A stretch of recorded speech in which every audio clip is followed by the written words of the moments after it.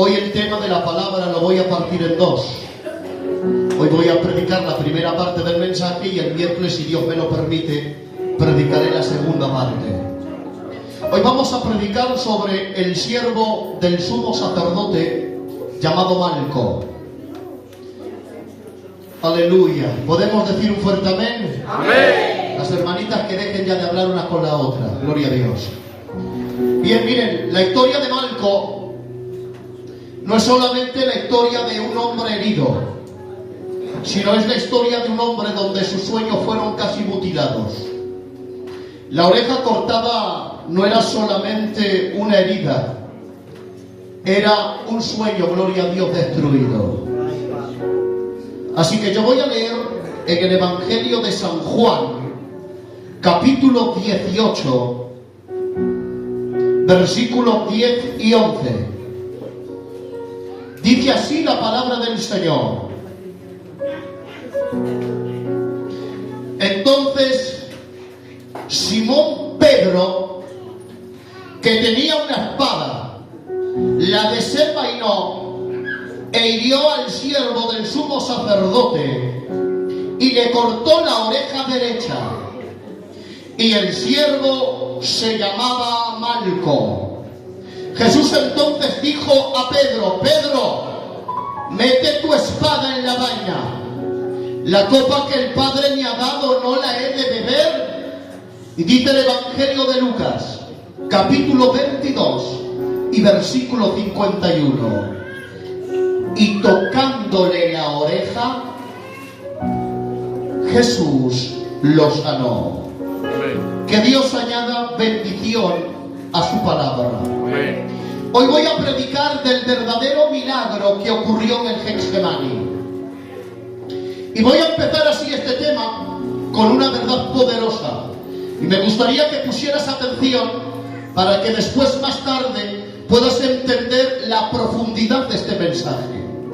Miren, ¿saben que en Israel los niños hebreos crecían soñando con convertirse en héroes?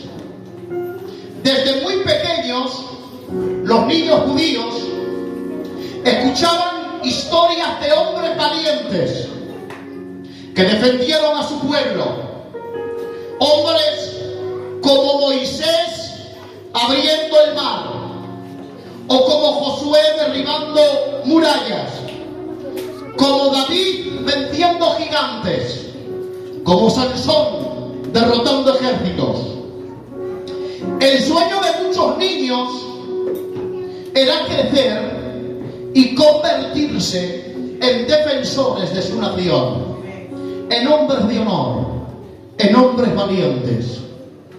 Quizás a nosotros, Moncho, nos enseñaron desde muy niños que los héroes llevan capas, que son personajes extraordinarios, con poderes sobrehumanos, capaces de detener guerras, de salvar ciudades enteras, de rescatar el mundo entero en el último segundo de las manos de los villanos. Cuando nosotros escuchamos la palabra héroe, inmediatamente vienen a nuestra memoria nombres famosos como el de Spider-Man, Superman, Capitán América. Personajes fuertes, admirados, aplaudidos por las multitudes, haciendo cosas que ningún ser humano es capaz de hacer. Y aunque todas estas historias, es verdad, Julio, que nos entretienen, pero la verdad es que han moldeado el significado de lo que verdaderamente significa un héroe. ¿Saben por qué?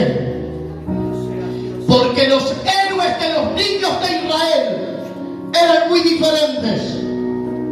Los héroes de Israel no usaban capas, no usaban escudos brillantes, ni armaduras impresionantes.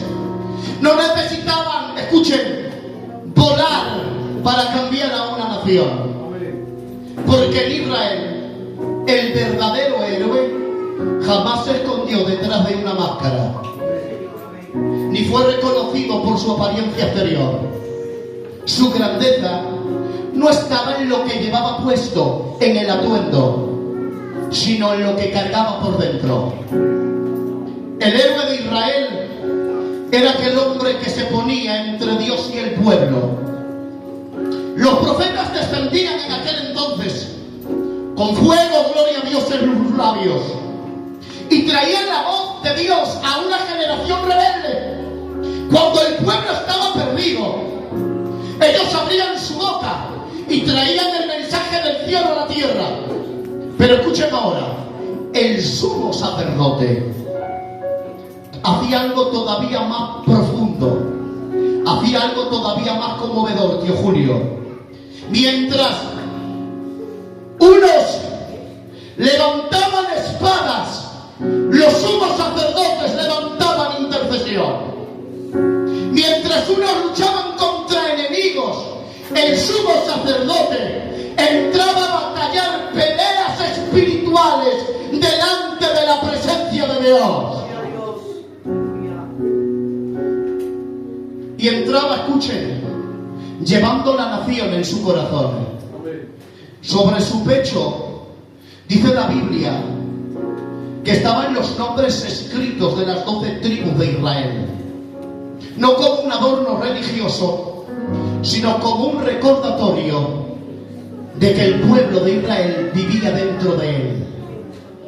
El sumo sacerdote, escuchen, entraba al altar con lágrimas del pueblo, con el dolor de las familias, con las cargas de los débiles, con el clamor de los que habían caído, con la responsabilidad espiritual de toda una nación sobre sus hombros, con el verdadero, escuchen, con el verdadero carga por el pueblo.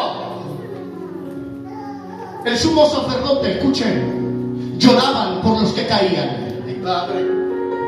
intercedían por los que estaban lejos, se humillaban por los que habían fallado.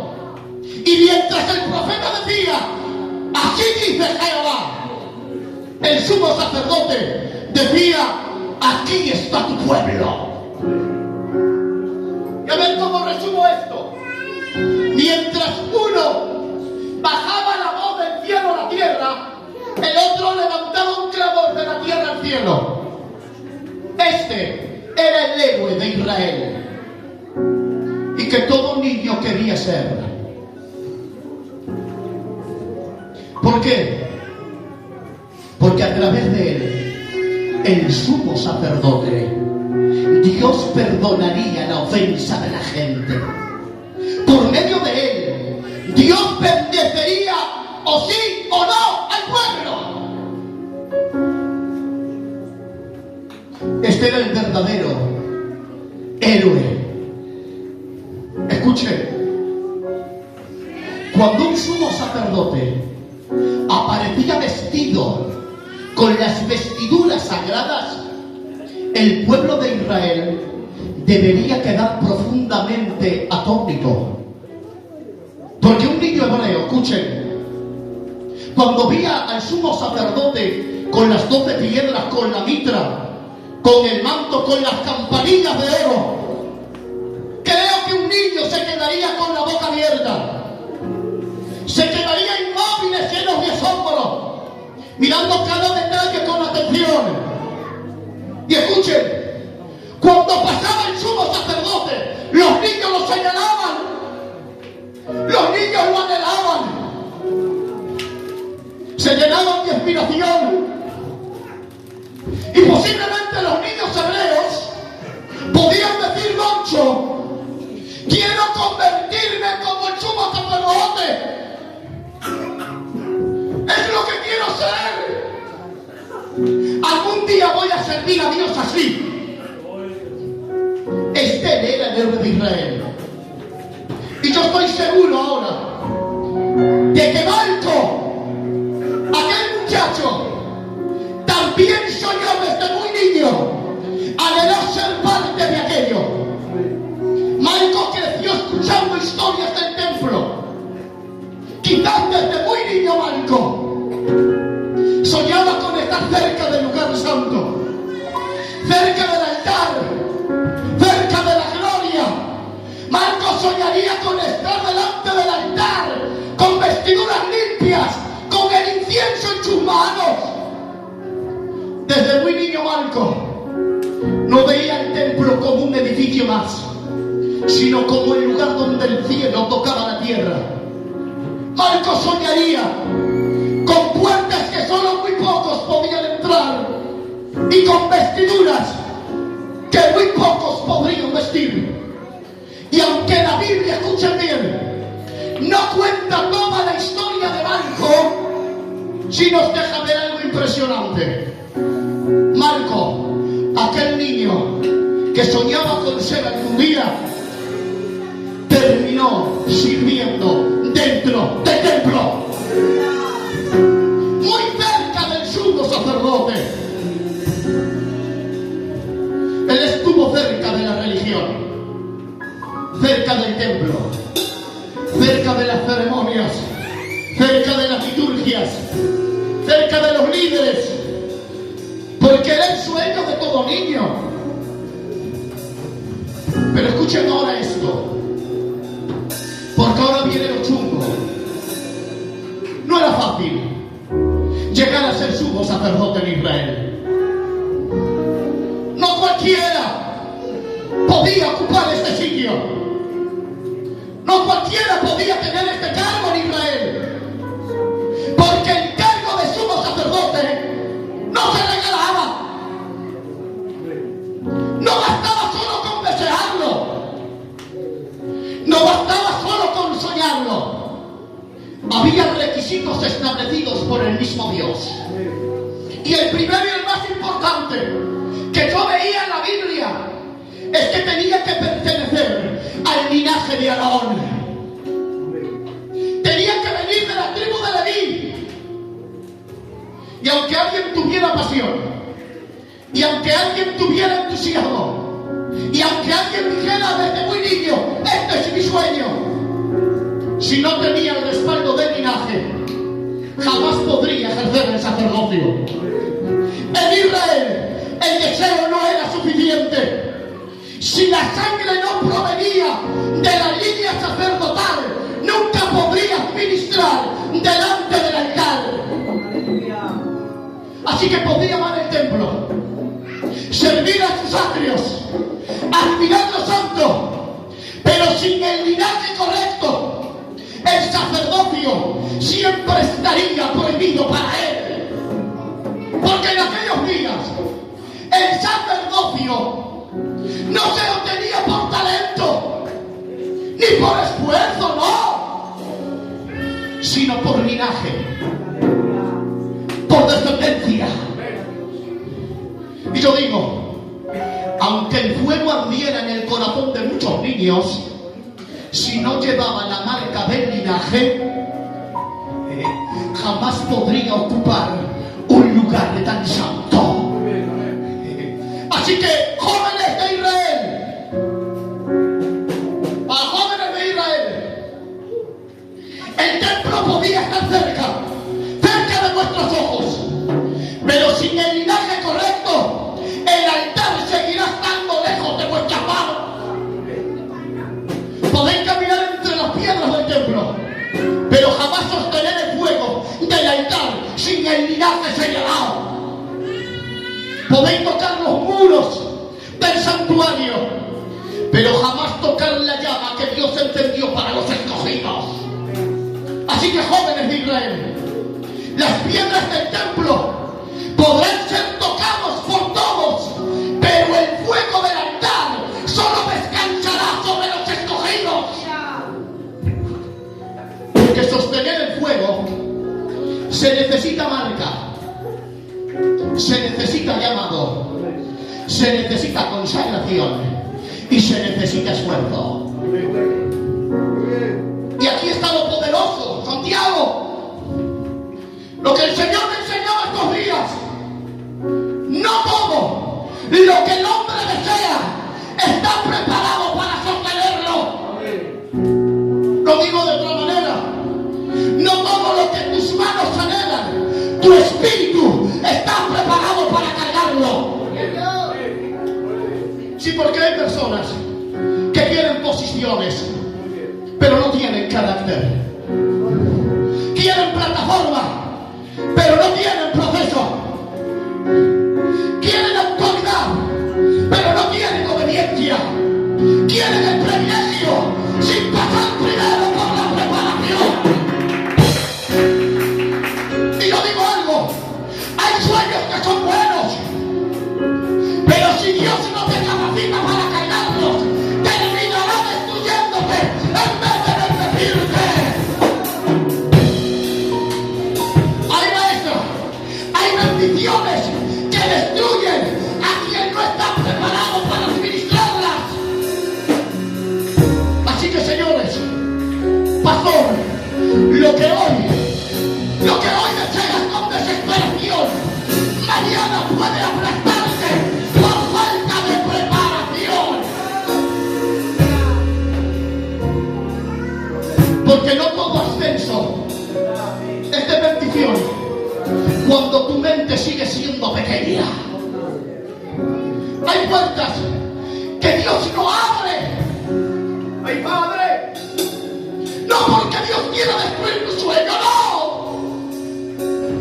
sino porque todavía no estás preparado para sobrevivir lo que se esconde detrás de esa puerta. Hay niveles donde no solo basta el entusiasmo, se necesita carácter. Hay lugares donde el talento no sostiene nada, solo lo sostiene la madurez. Gloria a Dios. A veces queremos subir y creemos que estamos listos, pero Dios conoce el corazón y sabe que ese ascenso prematuro puede convertirse en tu destrucción silenciosa. Así que si ves algunas puertas cerradas, no es porque Dios quiera destruirte el sueño, es por su misericordia. Para ser sumo sacerdote tenías que pertenecer al linaje de Aarón.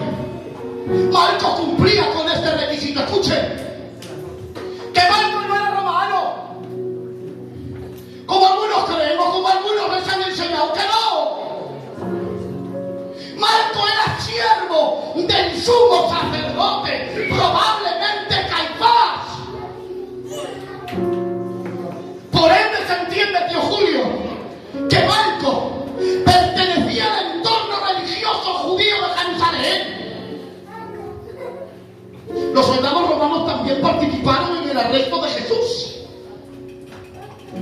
Pero Marco no es identificado como romano en ninguna fuente bíblica, sino como el siervo del sumo sacerdote. Marco era israelita, él era hebreo. De hecho, su nombre es una raíz que proviene del arameo, que quiere decir rey.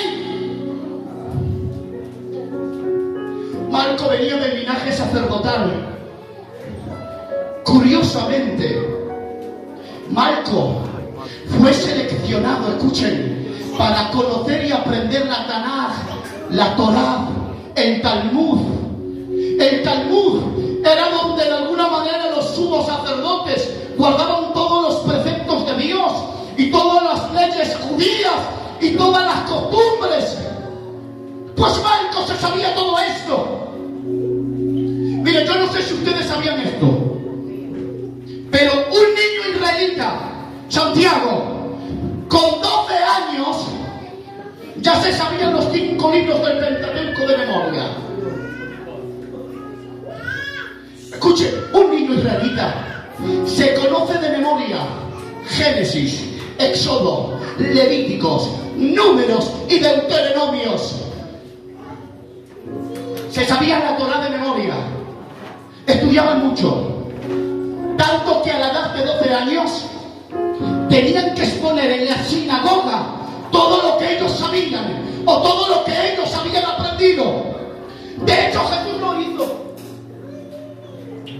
a la edad de 12 años, demostró todo lo que sabía en el templo, a tal punto que la gente se quedaba maravillada. La sabiduría de Jesús no era normal. Fue en el templo donde Jesús dejó al cielo y a la tierra en silencio. Mientras los fariseos aprendían, escuchen, enseñanzas aprendidas, Jesús con 12 años ya hablaba con autoridad. Mientras los sacerdotes memorizaban letras, Cristo con 12 años ya revelaba profundidad. La gente lo escuchaba y se quedaba maravillada. Los doctores de la ley no podían entender cómo un niño con tan solamente 12 años podía responder con tanta claridad y con tanta profundidad. Se dice mucho que cuando un niño exponía en la sinagoga, cuando demostraba delante de los maestros lo que sabía, los sacerdotes lo observaban. Cada respuesta, cada expresión. Y los niños estudiaban, memorizaban mucho. Y dice la ley y las costumbres judías que muchos niños ya eran seleccionados para continuar instruidos por un maestro. Cuando un sacerdote veía el potencial de un niño israelita, lo apartaba del resto, lo tomaba bajo su enseñanza, lo formaba, lo corregía, lo preparaba durante años para convertirse en un intérprete de la ley o para convertirse en el futuro sumo sacerdote de Israel. Era un privilegio, tío Julio, que te seleccionaran. Los escogidos se dicen que servían a los sumos sacerdotes durante tiempo. Pues bien, Malco fue seleccionado. Quien lo enseñaba y quien lo instruía. Y dice la palabra, Malco, el siervo del sumo sacerdote. Y yo digo, Malco tenía futuro. Cada vez, Malco, estás más cerca de cumplir lo que tú deseas. El deseo de llegar a ser sumo sacerdote comenzaba a tener forma en su corazón.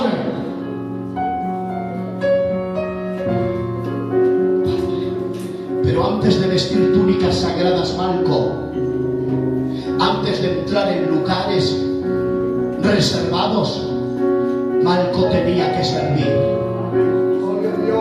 Porque nadie llegaba al sacerdocio sin primero tener obediencia. Tenía que observar el sumo sacerdote cómo se hacían las cosas. Malco debería aprender cómo se ofrecía al sacrificio, cómo se examinaban los animales antes del sacrificio, cómo se derramaba la sangre sobre el altar, cómo encender el incienso sin profanar el santuario, cómo se tenía que lavar los utensilios, cómo se preparaba el aceite. Malco estaba siendo entrenado para servir. Él era el aprendiz del sumo sacerdote. Así que, señores, Malco, yo he llegado a la conclusión, Julio, de que Malco era una persona importante. ¿Qué dices, pastor? Eso no lo dice la Biblia. Claro que sí lo dice. Lo que pasa es que muchos leemos las escrituras con ojos naturales y pasamos desapercibido lo que se esconden detrás de las líneas. Miren, aquella noche, en el patio del sumo sacerdote Caifás, hicieron una reunión, escuchen, no pública, para arrestar a Jesús. No convocaron al pueblo entero, no llevaron curiosos al Getsemaní, no, fue una operación cuidadosamente, muy detallada, muy organizada para arrestar a Cristo. Esta reunión fue íntima, secreta, delicada y peligrosa. Los principales sacerdotes enviaron hombres de confianza, guardias del templo, soldados preparados, personas cercanas al sistema religioso, y en el medio de todos ellos estaba Malco. Amén. algo ahí si no fuera importante? ¿Quién lleva a un simple sirviente a una misión tan delicada, Moncho? ¿Quién permitiría que cualquiera participara en el arresto del hombre más perseguido de Jerusalén? Malco no estaba allí por casualidad. Él estaba cerca del sumo sacerdote. Tenía acceso, tenía confianza, tenía posición. Quizás otros limpiaban utensilios en el templo, pero Malco ya caminaba entre conversaciones muy importantes. Malco ya conocía secretos, órdenes, decisiones privadas. Y aquella noche cuando dijeron: vamos a arrestar a Jesús, sabemos dónde está, ¿quién irá? Malco estaba ahí. ¿Sabemos algo? Uno de los detalles más importantes de los futuros sumos sacerdotes, de los aprendices, es que tenían que ser muy leales al sumo sacerdote. Y Malco pensó que arrestar a Jesús aquella noche marcaría la historia. Sin embargo, fue Jesús quien lo marcó a él. Miren, aquella noche en el Getsemaní, donde reinaba el silencio, de lejos comenzaron a verse antorchas entre los árboles, el sonido de pasos, armas de voces rompían el silencio y la tranquilidad de aquella noche. No era una pequeña comisión, era una gran turba de gente, dice la palabra. Venían soldados, guardias del templo, el Padre, hombres enviados por los principales sacerdotes. Venían fariseos, venían armados con palos, ay Padre, parecían mis primos. Venían con espadas, venían preparados como si fuesen a capturar a un criminal de guerra. Al frente de todos venía Judas. Ay Padre, ¿me dejan sí o no? Porque siempre los Judas serán los que llevan al frente. El beso de la traición se hizo sitio entre las armas, ay Padre. Y entre aquella multitud, Malco, el siervo del sumo sacerdote, estaba allí. Cuando Malco miró a Jesús en el Getsemaní, Malco ve en Jesús la oportunidad de demostrarle al sumo sacerdote de que él era leal, de que su lealtad no fue fingida, porque no hay peor cosa, gloria a Dios, que fingir lo que uno no es. ¡Malco! Ya estoy emocionado. Estás a punto de cumplir lo que tú tanto anhelabas. Solo estás a un paso más, Malco. Tu sueño será alcanzado. Malco, lo que por muchos años serviste, lo que por muchos años cargaste, Malco, llega el día de que se va a cumplir en el Getsemaní. ¡Vamos, Malco! Estás a un solo paso. Estás a un solo escalón. La recompensa está frente a tus ojos. No te detengas, Malco. Estás a punto de cumplir tu destino por lo que tanto luchaste. Estás a punto de demostrarle al sumo sacerdote que no se equivocó cuando te eligió para que sirvieras a él. Pero cuando Malco, ahora viene lo bueno, cuando va a prender a Jesús, Pedro, mi primo Pedro, desenvaina la espada y le corta la oreja derecha. Malco, se te acabó el sueño, porque no se trata de una oreja amputada, se trata de una vida entera preparada. Amén.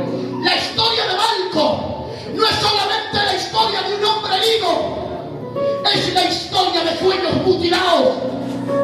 Aquella noche en el Getsemaní no solo arrestaron a Jesús, también cayó al suelo el futuro de un hombre. Y ahora entenderás el porqué. Según la ley levítica, capítulo 21, versículo 17. Los sacerdotes no podrían ejercer el ministerio sacerdotal con defectos físicos. Da igual, sigue. No podían tener defectos en su cuerpo, no. Decía Dios, escucha, mira aquí. Decía Dios, ningún varón en el cual tenga defectos se acercará al altar. Decía Dios, ningún varón en el cual tengan defectos se acercará al altar. Y empieza a nombrar defectos físicos del cuerpo. Mira por dónde Dios dice: el que tenga cuerpo mutilado no se puede acercar al altar. La oreja cortada de Malco no era solamente una herida más, Miguel. Era un sueño destruido. Malco, por lo que mucho luchaste, en un segundo lo perdiste. Y padre, porque según la ley judía y la ley levítica dada por Dios, ya no sirves para ejercer el ministerio sacerdotal. Tienes defecto, tienes oreja cortada. Sumado a esto, Santiago, en el libro de Levíticos, le dice Dios a Moisés: Moisés, a los futuros sacerdotes le ungirás la mano derecha, ¿vale? Le ungirás el pie derecho, bueno, pero también le ungirás el óvulo de la oreja derecha. Mira por dónde, escúcheme, mira por dónde. Mi primo el Pedro le cortó la oreja derecha. Bueno, Valdenis, que Pedro levantó la espada y cortó así. Que si corta así, escuchen, no solo se lleva la oreja, se lleva hasta la cabeza. ¡Sube! ¡Alto! Tu sueño, con lo que llegaste tan alto, se ha desvanecido entre tus propios ojos. La historia de Malco cambió en un instante. Y yo me imagino, y cierro, la sangre correría por la cabeza de Malco. Sus manos las llevaría desesperadamente a sus orejas.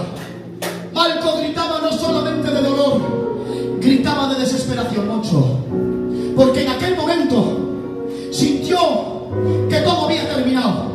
Su futuro, su posición, su propósito, sus sueños. Tal vez pensó y gritaba de dolor: ¿qué va a ser de mí ahora? Porque en aquellos tiempos una herida así, Santiago, no solo marcaba el cuerpo, también podía marcar el destino de una persona. Y a ver cómo digo ahora esto. Malco, llegaste a San Getsemaní con grandes sueños, con la mirada llena de futuro, con la convicción de que aquella noche sería el inicio de tu gloria. Pero saliste herido. Llegaste creyendo que tenías el control, vestido de autoridad. Llegaste respaldado por los hombres poderosos, pero el Getsemaní no revela quién aparenta ser. La espada del Getsemaní revela quién eres de verdad. Malco, yo no sé si entraste con espada en la mano, no lo sé. Pero lo que sí sé es que saliste de aquel lugar marcado para siempre. Y a ver cómo digo esto y cierro, y ya dejo la segunda parte para otro día. Hay personas, escuchen, ya cierro. Hay personas que llegaron al Getsemaní con sueños gigantes, con promesas en el corazón, con palabras proféticas. Llegaron creyendo que conquistarían el mundo, creyendo que nada más le podría detener sobre aquello que Dios le había dado. Pero ¿cómo saliste?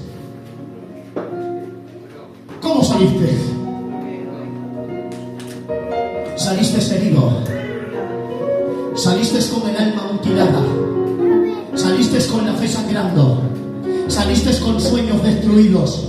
Hay personas, ahí va esta, que sonríen por fuera en el Getsemaní cuando por dentro cargan un cementerio de sueños muertos. El Getsemaní es el lugar donde muchos entran creyéndose que son invencibles. El Getsemaní es el lugar donde muchos entran llenos de fuerza, pero terminan de rodillas delante de sus heridas. El Getsemaní es el lugar donde el orgullo se rompe, donde las máscaras se caen, donde el corazón queda expuesto.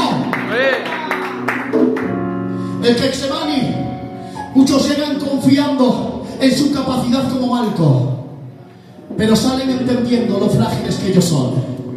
Malco, llegaste pensando que eras el que iba a marcar la historia, sin saber que la historia te iba a marcar a ti. Hay gente que un día creyó que iba a llegar alto, pero las heridas, las decepciones, los procesos los hicieron detenerse. Hay personas aquí, no creo, que dejaron de orar como antes, que dejaron de soñar como antes, que dejaron de pelear como antes, que dejaron de creer como antes, pero hoy Dios te dice: tu Getsemaní no es tu final. Amén. Quizás tus metas y quizás tus sueños, quizás tus heridas sean restauradas en el mismo lugar donde fuiste herido. Amén. Pedro le cortó la oreja a Malco, pero Jesús terminó restaurándolo. Amén. Pedro representa la impulsividad humana, la carne, la religión, el celo sin dirección, la emoción sin dominio propio. Pedro representa a la gente que ama a Jesús, pero que todavía no ha aprendido a controlar su carácter.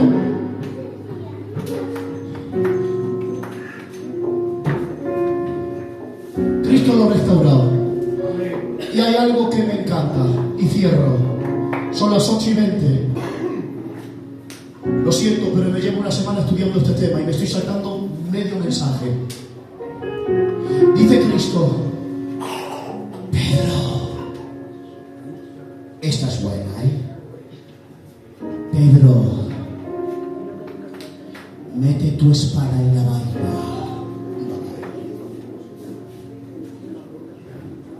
Mete tu espada en la vaina, Pedro. A veces la mayor victoria es obedecer en el momento indicado. Amén. Pedro pensaba que la victoria era pelear por Jesús, sacar la espada y vencer a sus enemigos. Pero Cristo le enseñó una cosa: que no toda batalla se gana peleando. Hay momentos donde la obediencia vale más que la fuerza, más que el impulso y más que el tener la razón.